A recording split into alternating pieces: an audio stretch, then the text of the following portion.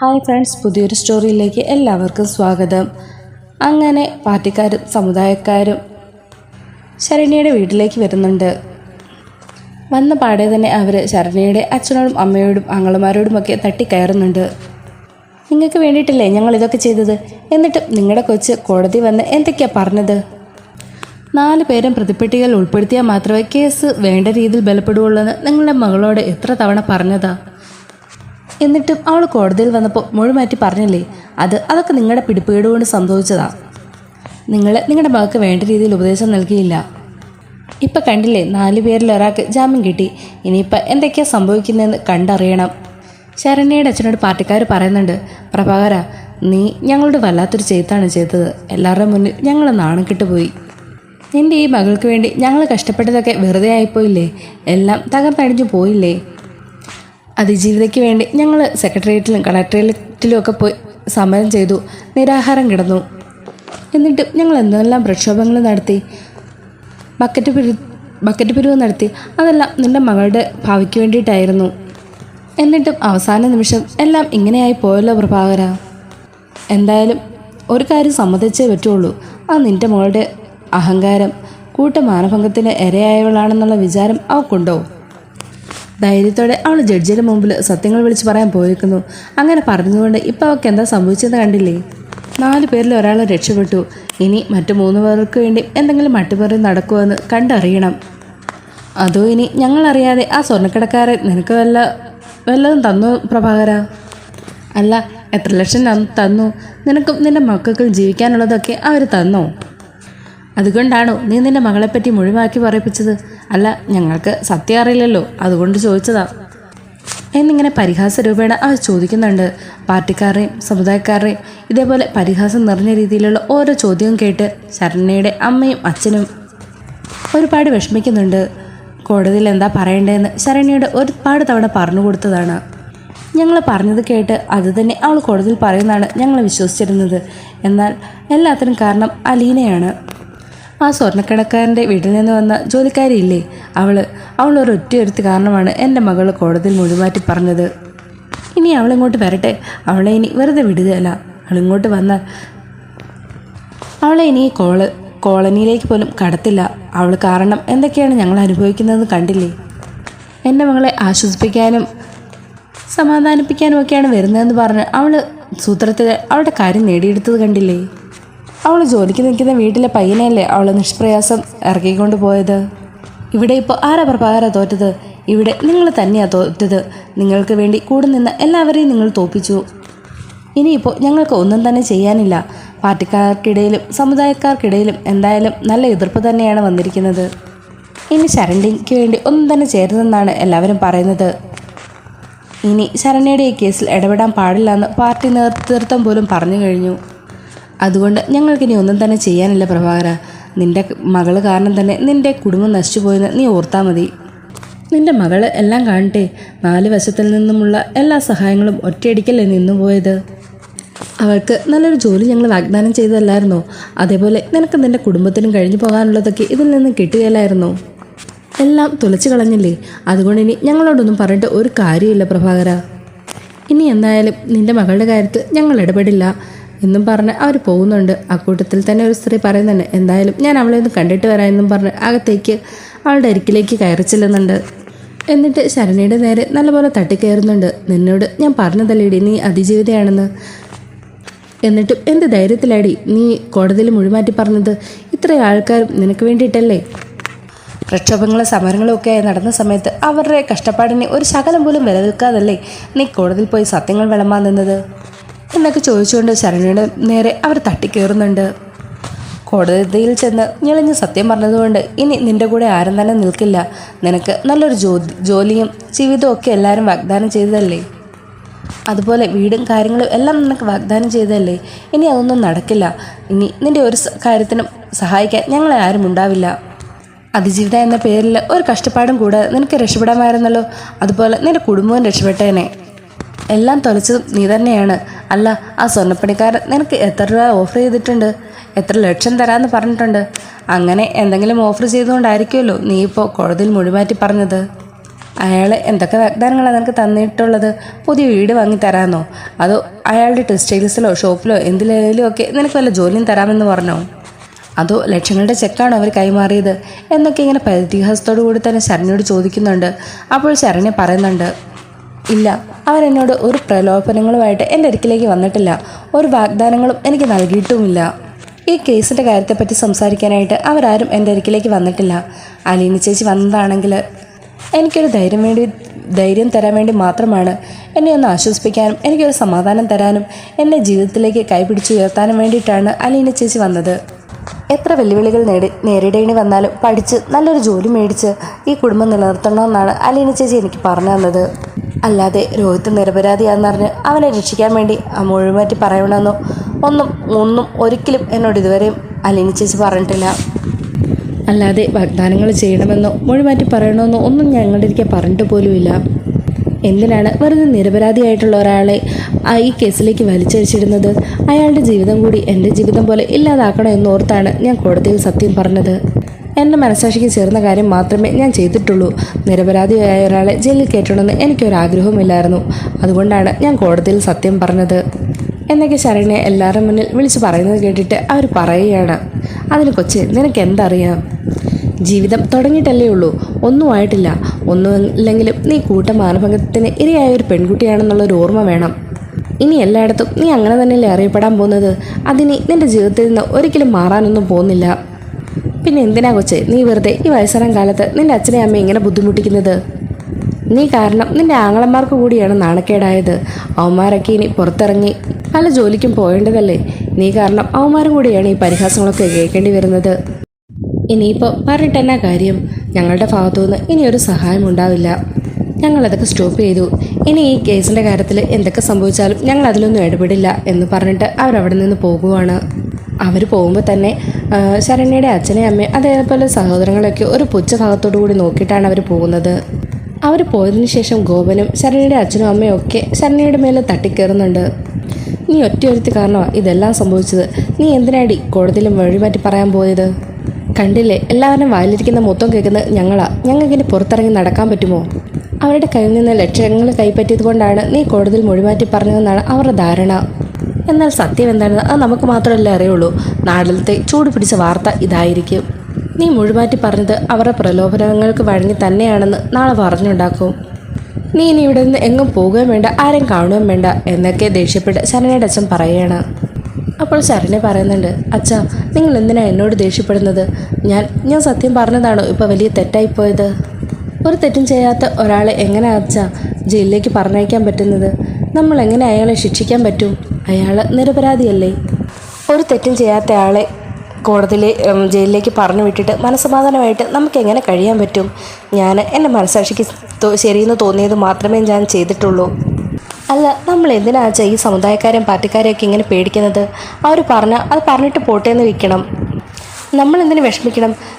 നമ്മുടെ കാര്യം നോക്കി ജീവിച്ചാൽ പോരെ അച്ഛാ എന്നിങ്ങനെ ശരണ്യ ചോദിക്കുമ്പോഴേക്കും ശരണ്യയുടെ അമ്മ പറയുന്നുണ്ട്, ഇനി നമുക്ക് മര്യാദയ്ക്ക് ഇവിടെ ജീവിക്കാൻ പറ്റുമെന്ന് എനിക്ക് തോന്നുന്നുണ്ടോ? നല്ല രീതിയിൽ ഒരു ജോലിക്ക് പോകാൻ പറ്റുമോ? ആരെയെങ്കിലും മുഖത്ത് നോക്കാൻ പറ്റുമോ? എന്തായാലും നീ വലിയൊരു മണ്ടത്തരം തന്നെയാണ് കാണിച്ചത്. ഇനി പറഞ്ഞിട്ട് ഒരു കാര്യവുമില്ല. ഇപ്പോൾ നമ്മളെ സഹായിക്കാനോ നമ്മുടെ കൂടെ നിൽക്കാനോ ആരുമില്ലാത്ത പോലൊരവസ്ഥയായി. ശരിക്കും ഒറ്റപ്പെട്ടതുപോലെയായി. ഇനിയിപ്പോൾ ഈ കേസ് മുന്നോട്ട് കൊണ്ടുപോകാനും നടത്തിക്കാനും ഒക്കെ ആയിട്ട് ഒരുപാട് കാശ് ആവശ്യമായിട്ട് വരും. അതൊക്കെ ആര് തരും? നമ്മളെ ആര് സഹായിക്കും? എല്ലാം ഒരു നിമിഷം കൊണ്ടല്ലേ മോളെ നീ തകർത്തത്. അവർ ഈ പറയുന്നതെല്ലാം വെറുതെ പറയുന്നതല്ലല്ലോ. അവർ നിനക്ക് വേണ്ടി അതേപോലെ കഷ്ടപ്പെട്ടിട്ടുണ്ട്. അതുകൊണ്ടാണ് അവർ നിന്നോടും ഞങ്ങളോടും എല്ലാം ദേഷ്യപ്പെട്ടിട്ട് പോയത്. ഇനി അതൊന്നും പറഞ്ഞിട്ട് ഒരു കാര്യമില്ല, എല്ലാം വരുന്നിടത്ത് വെച്ച് കാണാം എന്നിങ്ങനെ ശരണ്യയുടെ അമ്മ പറയുകയാണ്. അപ്പോൾ ശരണ്യ പറയുന്നുണ്ട്, അച്ഛാ, എനിക്ക് പഠിക്കണം. എനിക്ക് പഠിച്ച് നല്ലൊരു ജോലി നേടണം. എൻ്റെ സ്വന്തം കാലിൽ നിൽക്കണം.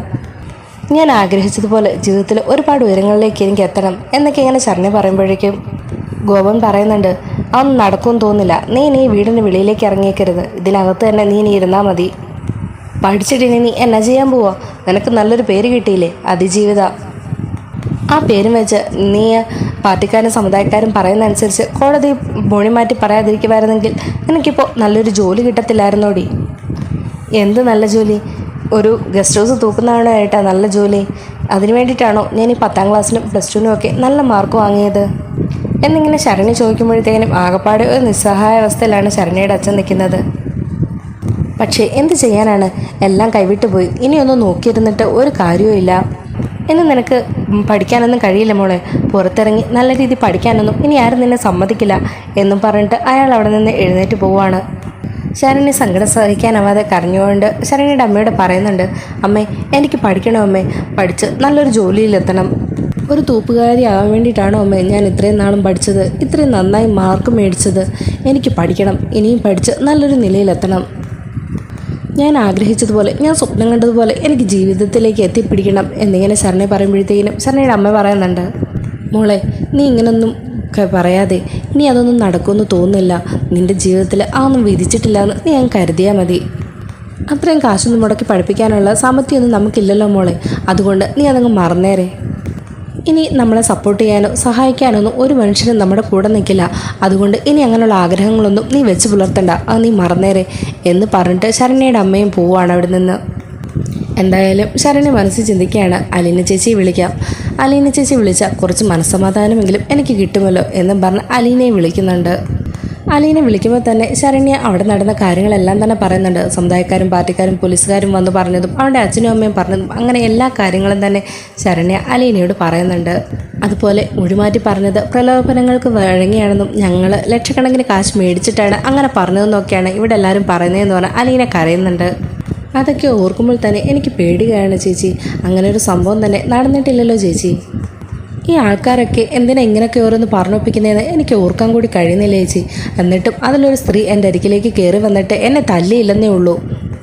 അതുപോലെ അവരെന്നെ കിടന്ന് ചാടിച്ചു, എന്നെ ശപിച്ചിട്ട് പോകുന്ന പോലെയാണ് അവരവസാനം ഇറങ്ങിപ്പോയത്. അച്ഛനോടും അമ്മയോടും ഒക്കെ അവരൊത്തിരി തട്ടിക്കയറുന്ന കണ്ടു. ഇനി ഈ കേസിൻ്റെ കാര്യത്തിനായിട്ട് ഞങ്ങൾക്ക് ഒരു സഹായവും അവരുടെ ഭാഗത്തു നിന്നുണ്ടാകുകയല്ലെന്നാണ് അവർ പറഞ്ഞിട്ട് പോയത്.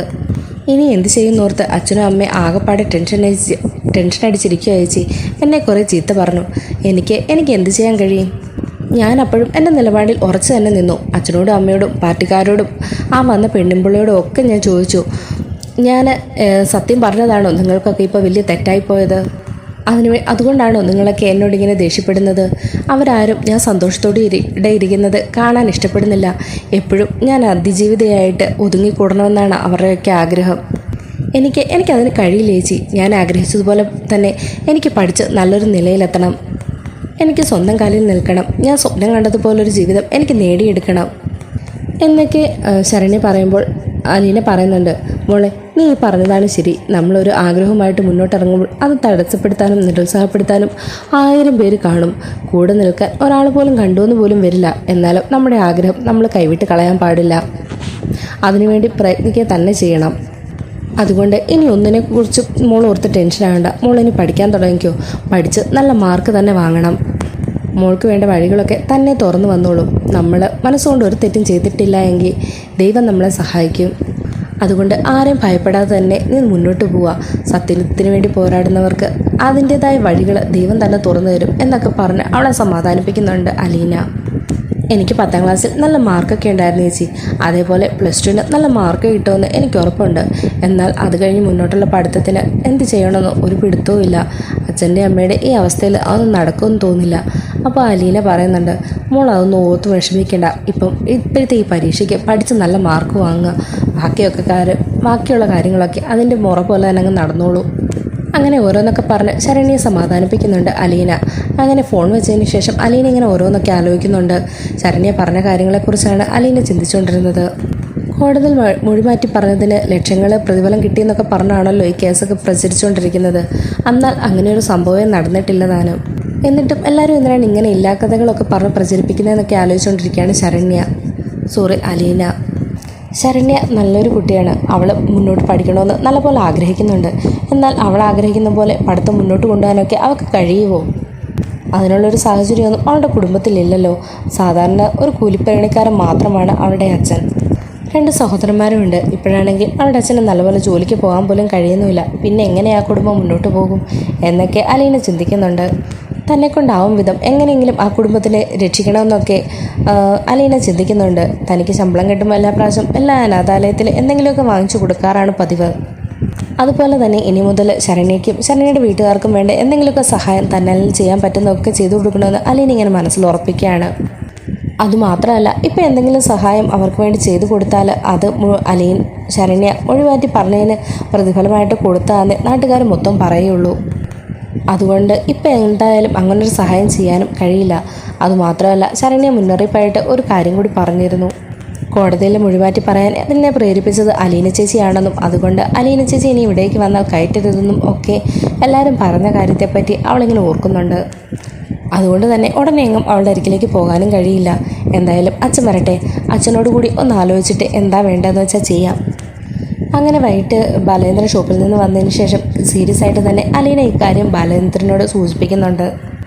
രോഹിത് നിരപരാധിയാണെന്ന് ശരണ്യ കോടതിയിൽ മൊഴിമാറ്റി പറഞ്ഞത് നമ്മുടെ കയ്യിൽ നിന്ന് നല്ലൊരു നഷ്ടപരിഹാരം അവർ വാങ്ങിച്ചെടുത്തതുകൊണ്ടാണ് എന്നൊക്കെയാണ് നാട്ടുകാർ പറഞ്ഞൊപ്പിക്കുന്നതെന്നൊക്കെ അലീന ബാലേന്ദ്രനോട് പറയുന്നുണ്ട്.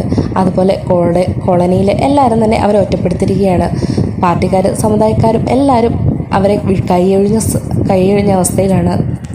ഇനി ഈ കേസിൻ്റെ കാര്യത്തിൽ അവർ ഒന്നിലും ഇടപെടില്ല എന്നും തീർത്തു പറഞ്ഞുവെന്നാണ് ശരണ്യ പറഞ്ഞത്. അവൾ എന്നെ വിളിച്ചിരുന്നു അച്ഛാ. അവളാണ് ഈ കാര്യങ്ങളൊക്കെ എന്നോട് പറഞ്ഞത്. അവൾ വിളിച്ച് കുറേ കരഞ്ഞു. ഞാൻ ചെയ്തതിൽ എന്ത് തെറ്റാ ചേച്ചിയുള്ളത് എന്നൊക്കെ ചോദിച്ച് അവൾ ഒത്തിരി കരഞ്ഞു. നമുക്ക് അവിടേക്കൊന്ന് കയറാനോ കോളനിയിലേക്ക് ചെല്ലാൻ പോലും സമ്മതിക്കില്ല. അങ്ങനെ പോയാൽ തന്നെ അവരിനി ഇല്ലാ കഥകൾ ഒക്കെ പ്രചരിപ്പിക്കത്തേ ഉള്ളൂ. നമ്മുടെ കയ്യിൽ നിന്ന് നഷ്ടപരിഹാരം ലക്ഷങ്ങൾ കൈപ്പറ്റിയത് കൊണ്ടാണ് അവൾ മൊഴിപാറ്റി പറഞ്ഞതെന്നുള്ളത് ഉറപ്പാകുകയും ഇതുപോലാകും. ഇനി ഇവർക്ക് വേണ്ടി എന്തെങ്കിലും ചെയ്യാൻ പറ്റുമെന്ന് പോലും എനിക്കറിയില്ല അച്ഛാ എന്നൊക്കെ പറഞ്ഞ് ഇവൾ സങ്കടപ്പെടുന്നുണ്ട്. അപ്പോൾ ബാലേന്ദ്രൻ ചോദിക്കുന്നുണ്ട്, എന്താ മോളെ ചെയ്യുക? നമുക്ക് എന്ത് വേണമെങ്കിലും ചെയ്തു കൊടുക്കാം, എന്ത് സഹായം വേണമെങ്കിലും ചെയ്യാം. അലീന പറയുന്നുണ്ട്, ഞാനെന്തായാലും എനിക്ക് കിട്ടുന്ന ശമ്പളത്തിൽ നിന്ന് കുറച്ച് പൈസ ശരണ്യയുടെ വീട്ടുകാർക്ക് കൊടുക്കാമെന്നൊക്കെ തീരുമാനിച്ചിരിക്കുകയാണ്. ഇടയ്ക്കൊന്ന് അങ്ങോട്ട് പോവുകയൊക്കെ വേണമെന്നെൻ്റെ മനസ്സിലുണ്ട്. വേണ്ട മോളെ, അങ്ങനെയൊന്നും ചെയ്യണ്ട. നീ ആവശ്യമില്ലാതെ ഓരോ സാഹസത്തിനും മുന്നിട്ടിറങ്ങണ്ട. എന്തായാലും ഞാനൊന്ന് ആലോചിച്ച് നോക്കട്ടെ. അവർക്ക് വേണ്ടി എന്തെങ്കിലും ചെയ്തു കൊടുക്കാൻ പറ്റുമോയെന്ന് ഞാനൊന്ന് ആലോചിച്ച് നോക്കട്ടെ. മതി അച്ഛാ, അച്ഛൻ്റെ ഈ ഒരു വാക്ക് മാത്രം മതി. എനിക്ക് ഒരുപാട് സന്തോഷമായി എന്നിങ്ങനെ അലീന പറയുന്നുണ്ട്. അങ്ങനെ ബാലേന്ദ്രൻ ചോദിക്കുന്നുണ്ട്, അല്ല മോളെ, ആ കുട്ടി ഇപ്പോൾ +2 അല്ലേ പഠിക്കുന്നത്? +2 ശേഷം അതിന് എന്ത് പഠിക്കണമെന്ന് ആഗ്രഹം? അത് പിന്നെ അച്ഛാ, അവളുടെ ഏറ്റവും വലിയ ആഗ്രഹം തന്നെ ഡോക്ടർ ആകണമെന്നുള്ളതാണ്. ഡോക്ടറായി പഠിച്ച് നല്ലൊരു ജോലിയിൽ കയറണമെന്നൊക്കെയാണ് അവളുടെ ഏറ്റവും വലിയ ആഗ്രഹം തന്നെ. പക്ഷേ ഇപ്പോഴത്തെ അവളുടെ വീട്ടുകാരുടെ സ്ഥിതിയും സാഹചര്യങ്ങളൊക്കെ വെച്ചിട്ട് അതൊന്നും നടക്കുമെന്നുള്ളതിന് ഒരുറപ്പുമില്ല. എന്നാലും അവളുടെ കഴിവിൻ്റെ പരമാവധി അതിനുവേണ്ടി ശ്രമിക്കുമെന്ന് എൻ്റെ ഒരിക്കൽ പറഞ്ഞതെന്ന് അലീന പറയുകയാണ്. മോളെ, എങ്കിൽ നമുക്ക് ആ കുട്ടിയുടെ ഭാവി തന്നെ സുരക്ഷിതമാക്കാം. അവളുടെ പ്ലസ് ടു പഠനം കഴിയട്ടെ. അതിനുശേഷം മുന്നോട്ട് ഏത് ഫീൽഡിലേക്ക്, ഏത് ജോലിക്ക് വേണ്ടിയിട്ടാണോ അവൾ പഠിക്കുന്നതെങ്കിലും അതിന് വേണ്ടിയിട്ടുള്ള എല്ലാ ചിലവും അത് നമുക്ക് ഏറ്റെടുക്കാം. അവളുടെ കുടുംബത്തിന് സാമ്പത്തിക സഹായം ചെയ്യുന്നതിനോടൊപ്പം തന്നെ ആ കുട്ടി പഠിച്ച് അവളുടെ ആഗ്രഹം പോലെ നല്ലൊരു ഡോക്ടറാവട്ടെ. അതിനുവേണ്ട സഹായങ്ങളും നമുക്ക് തന്നെ ചെയ്തു കൊടുക്കാം. ഈ നാട്ടിൽ നിന്ന്, ഇവിടെ നിന്ന് പഠിച്ചാലല്ലേ ഈ നാട്ടുകാരുടെ, സമുദായക്കാരൻ, പാർട്ടിക്കാരുടെ ഒക്കെ കുത്തുവാക്കുകളും എല്ലാം കേൾക്കേണ്ടി വരുള്ളൂ. അവരെ നമുക്ക് ഹയർ സ്റ്റഡീസിനായിട്ട് വേറെ എങ്ങോട്ടിലേക്കും പറഞ്ഞു വിടാം. അവിടെ നിന്ന് സ്വതന്ത്രമായി ഒരു കുത്തുവാക്കുകളും കേൾക്കാതെ നല്ല രീതിയിൽ അവൾ പഠിച്ചു വരട്ടെ. അവൾ +2 നല്ല മാർക്കോടുകൂടി തന്നെ പാസ്സാവുകയാണെങ്കിൽ അവളുടെ മെഡിസിൻ പഠനത്തിന് വേണ്ട എല്ലാ സഹായങ്ങളും ഞാൻ തന്നെ ചെയ്തു കൊടുത്തോളാം. അത് നീ അവളെ വിളിച്ച് പറഞ്ഞേരേ. അത് മാത്രം പോരെ അച്ഛാ, അവൾക്ക് 2 ആങ്ങളമാർ കൂടെ ഉണ്ട്. അതുമാത്രമല്ല, അവളുടെ അച്ഛനും അമ്മയും, അവർക്ക് എല്ലാവർക്കും സമൂഹത്തിൽ ഒരു നിലയും വിലയും വേണം. അതിന് അവരെ കൂടെ ഈ നാട്ടിൽ നിന്ന് മാറ്റുന്നതായിരിക്കും ഏറ്റവും നല്ലത്. ഈ സമുദായക്കാരുടെ, പാർട്ടിക്കാരുടെ ഒന്നും കൺമുന്നിൽ പെടാതെ മറ്റൊരു സ്ഥലത്തേക്ക്. അപ്പോൾ അതിന് വേണ്ടിയിട്ട് നമുക്ക് എന്തെങ്കിലുമൊക്കെ സഹായം ചെയ്തു കൊടുക്കണമെന്ന് വെച്ചാൽ. അപ്പോൾ ബാലേന്ദ്രൻ പറയുന്നുണ്ട്, അതിനെന്താ, എന്ത് വേണമെങ്കിലും ചെയ്തു കൊടുക്കാം, മോള് പറയുന്നത് പോലെ തന്നെ. പിന്നെ അതിനൊക്കെ ഒരു സാവകാശം വേണമെന്ന് മാത്രം. കാരണം ഇപ്പോൾ പാർട്ടിക്കാരും സമുദായക്കാരും എല്ലാം അവരുടെ വീട്ടിൽ എന്താണ് സംഭവിക്കുന്നതെന്നാണ് ശ്രദ്ധിച്ചുകൊണ്ടിരിക്കുന്നത്. പെട്ടെന്ന് എടിപിടിയെന്ന് അങ്ങനെ ഒരു മാറ്റം സംഭവിച്ചാൽ അവർ പ്രതിഫലം വാങ്ങിച്ചിട്ട് തന്നെയാണ് മൊഴിമാറ്റി പറഞ്ഞതെന്നുള്ളൊരു പേര് വരും. അവളുടെ മകളുടെ മാനം വിറ്റ് അവർ കാശുണ്ടാക്കിയത് നാട്ടുകാർ പറഞ്ഞൊപ്പിക്കും.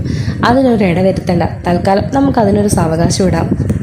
അത് അച്ഛൻ പറഞ്ഞത് ശരിയാണ്. എന്നായാലും ഞാൻ എൻ്റെ രേവതിക്കുട്ടിയെ പോലാണ് ഇപ്പം ശരണ്യെ കാണുന്നത്. അവളും നല്ല രീതിയിൽ പഠിച്ച് നല്ലൊരു ജോലിയിലേക്ക് എത്തണം. അതാണിപ്പോൾ എൻ്റെയും ആഗ്രഹം. അങ്ങനെ സന്തോഷത്തോടു കൂടി അലീന, ഇത് ഞാൻ ഇക്കാര്യം ഇപ്പം തന്നെ ശരണ്യെ വിളിച്ച് അറിയിക്കട്ടെ അച്ഛ എന്ന് പറഞ്ഞ് വിളിക്കാൻ പോകുമ്പോഴത്തേനും ബാലേന്ദ്രൻ പറയുന്നുണ്ട്, വിളിച്ച് പറഞ്ഞു മോളെ, പക്ഷേ അതിപ്പോൾ ശരണ്യെ മാത്രം പറഞ്ഞാൽ മതി, മറ്റാരും അറിയണ്ട. അവളുടെ വീട്ടിലുള്ള മറ്റാരെങ്കിലുമൊക്കെ ഇത് അറിഞ്ഞിട്ടുണ്ടെങ്കിൽ ഈ ന്യൂസ് വെളിയിൽ പോയാൽ ആ പാർട്ടിക്കാരും സമുദായക്കാരും ഒക്കെ അത് വലിയൊരു പ്രശ്നത്തിലെത്തിക്കും. അതുകൊണ്ട് തൽക്കാലം ഇപ്പോൾ ശരണ്യ മാത്രം അറിഞ്ഞാൽ മതി. അവൾ പഠിച്ച് പാസ്സാവട്ടെ, അതിനുശേഷം നമുക്ക് ആലോചിക്കാം. നീ ഇപ്പോൾ ശരണ്യയോട് പറഞ്ഞേരെ ബാക്കി എല്ലാ കാര്യത്തിൽ നിന്നുള്ള ശ്രദ്ധയും വിട്ടിട്ട് പഠിത്തത്തിൽ മാത്രം ശ്രദ്ധിച്ചാൽ മതിയെന്ന്. ബാക്കിയുള്ളവർ പറയുന്നതിനെ പറ്റിയൊന്നും മൈൻഡിൽ കയറ്റിയേ വേണ്ട എന്ന് അവളുടെ അടുക്കെ വിളിച്ച് പറഞ്ഞേരെ. എന്തായാലും അവൾ ആഗ്രഹിച്ചതുപോലെ നല്ലൊരു ജോലിക്ക് വേണ്ടിയിട്ട്, നല്ലൊരു പഠിത്തത്തിന് വേണ്ടിയിട്ടൊക്കെ നല്ല അഡ്മിഷനൊക്കെ കിട്ടട്ടെ, അതിന് വേണ്ടിയിട്ട് നമ്മൾ അവളുടെ കൂടെ തന്നെ ഉണ്ടെന്ന് പറഞ്ഞ് അവളെ ഒന്ന് ആശ്വസിപ്പിച്ചേരെ എന്നൊക്കെ ബാലേന്ദ്രൻ പറയുന്നുണ്ട്. അങ്ങനെ അലീന ശരണ്യയെ വിളിക്കുന്നുണ്ട്. ശരണ്യയെ വിളിച്ചിട്ട് നീ അച്ഛൻ പറഞ്ഞ കാര്യങ്ങളൊക്കെ തന്നെ അവളോട് പറയുന്നുണ്ട്. ഒന്നുകൊണ്ടും പേടിക്കേണ്ട, നീ ഇപ്പോൾ പഠന കാര്യത്തിൽ മാത്രം ശ്രദ്ധിച്ചാൽ മതി. +2 പഠിച്ച് നല്ലൊരു മാർക്ക് മേടിക്കുക. നീ ആഗ്രഹിക്കുന്നത് പോലെ ആഗ്രഹിക്കുന്ന കോളേജിൽ നിനക്ക് അഡ്മിഷൻ അച്ഛൻ വാങ്ങിത്തരും. നിൻ്റെ പഠനത്തിന് വേണ്ടിയിട്ടുള്ള ഇനി എല്ലാ ചിലവുകളും അച്ഛൻ തന്നെ നോക്കിക്കൊള്ളും. എന്നാൽ ഈ ഒരു കാര്യം ഇപ്പം തൽക്കാലം നീ വീട്ടിൽ ആരോടും പറയാൻ നിൽക്കണ്ട. നീ അതിനുവേണ്ടി പ്രയത്നിച്ച് നല്ല രീതിയിൽ പഠിച്ചാൽ മതി. ഇതെങ്ങാനും ആരെങ്കിലും അറിഞ്ഞാൽ രോഹിത്തിനെ വെളിയിൽ ഇറക്കുന്നതിന് മുഴുമാറ്റി പറഞ്ഞതിന് അവരൊന്ന് പാരിതോഷികമായിട്ട് അവരൊക്കെ കണക്കാക്കുകയുള്ളൂ. അതുകൊണ്ട് ഇക്കാര്യം നീ ആരോടും പറയാനേ നിൽക്കണ്ട. എല്ലാം കഴിഞ്ഞ് നല്ല മാർക്കോടുകൂടി നീ പാസ്സാവ്. അതിനുശേഷം നമുക്ക് ഇത് അച്ഛനോട് പറയാം. അലീന തിരിച്ചു ചോദിക്കുന്നുണ്ട്. ചേച്ചി പറഞ്ഞൊക്കെ സത്യമാണോ? ഇനി ഇതിൻ്റെ പേരിൽ വേറെ എന്തെങ്കിലും പ്രശ്നം ഉണ്ടാവുമോ? അച്ഛനും ഗോപിയേട്ടനും അമ്മയ്ക്കുമൊക്കെ എന്തെങ്കിലും പ്രശ്നങ്ങൾ ഇനി ഇതിൻ്റെ പേരിൽ വന്നു ചേരുമോ എന്നൊക്കെ ഓരോന്ന് ചോദിച്ച് ശരണ്യ ആശങ്കപ്പെടുന്നുണ്ടെങ്കിലും അലീന പറയുന്നുണ്ട്, മോൾ അതൊന്നും ഓർത്ത് ആശങ്കപ്പെടണ്ട. മോളിപ്പോൾ പഠിത്ത കാര്യത്തിൽ മാത്രം ശ്രദ്ധിച്ചാൽ മതി. പഠിച്ച് നല്ല മാർക്ക് വാങ്ങിക്കുക. നിൻ്റെ ജീവിതം എങ്ങനെ മുന്നോട്ട് പോകണമെന്ന് തീരുമാനിക്കേണ്ടത് നീയാണ്. അവരൊക്കെ നിന്നെ ഒരു അതിജീവിതം എന്ന് പറഞ്ഞ് റൂമിലിട്ട് അടയ്ക്കാനല്ലേ നോക്കിയത്. അവരെയൊക്കെ മുന്നിൽ മോൾ നല്ലപോലെ ജീവിച്ച് കാണിക്കണം. നീ പഠിച്ച് നല്ലൊരു ഡോക്ടറായതിനു ശേഷം ഇവരുടെയൊക്കെ മുന്നിൽ തലയുയർത്തി നിൽക്കണം. അപ്പോൾ ഈ സംഭവങ്ങളൊക്കെ എല്ലാവരും തന്നെ മറന്നു പോകും. പിന്നീട് അവർ അറിയപ്പെടാൻ പോകുന്നത് ഒരു ഡോക്ടറിൻ്റെ അച്ഛനും അമ്മയായിട്ടാണ്. അതുകൊണ്ട് മോളൊന്നും ഓർത്ത് സങ്കടപ്പെടുകയേ വേണ്ട എന്നിങ്ങനെ പറഞ്ഞ് അലീന സമാധാനിപ്പിക്കുന്നുണ്ട്.